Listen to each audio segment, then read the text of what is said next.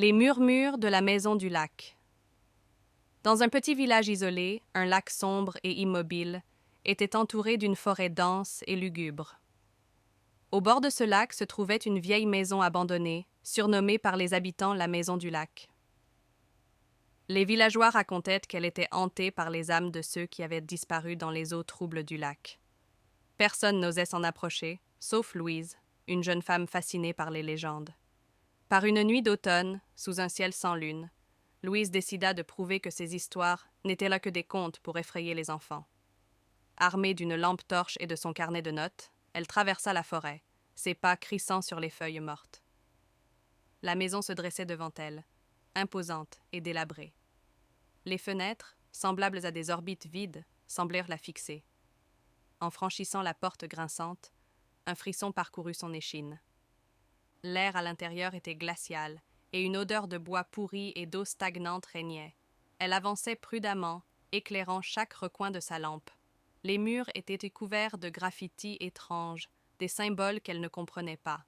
Alors qu'elle explorait, elle entendit un bruit venant du sous-sol, un grattement léger, presque imperceptible.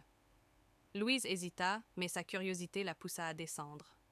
Les marches en bois craquèrent sous son poids, et lorsqu'elle atteignit le sous-sol, elle découvrit une pièce remplie d'eau, comme si le lac s'était infiltré dans les fondations. Au centre de la pièce, elle aperçut une silhouette immobile. Un mannequin, pensa-t-elle d'abord. Mais en s'approchant, elle réalisa que c'était une femme, immobile, ses yeux ouverts, vitreux, fixant le plafond.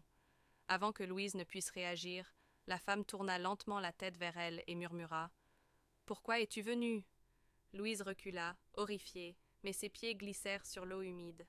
Elle tomba, et lorsqu'elle ouvrit les yeux, la femme avait disparu. Cependant, l'eau autour d'elle commença à bouillonner. Des mains surgissaient des ténèbres aquatiques, tentant de l'attraper.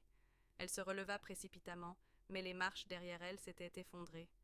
Coincée, Louise entendit les murmures monter en intensité, des voix venant de partout, des lamentations et des cris. « Rejoins-nous! Rejoins-nous dans les eaux !»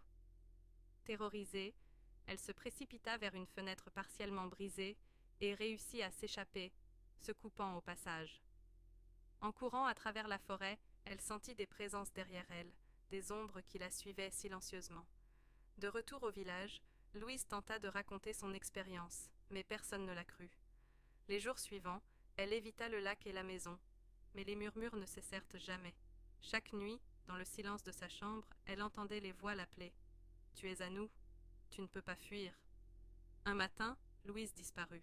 Les villageois retrouvèrent ses empreintes menant au lac, mais aucune trace d'elle. Certains disent qu'elle vit encore sous les eaux, murmurant aux imprudents qui osent s'approcher trop près. Et toi, si tu écoutes bien, peut-être entendras-tu aussi les murmures.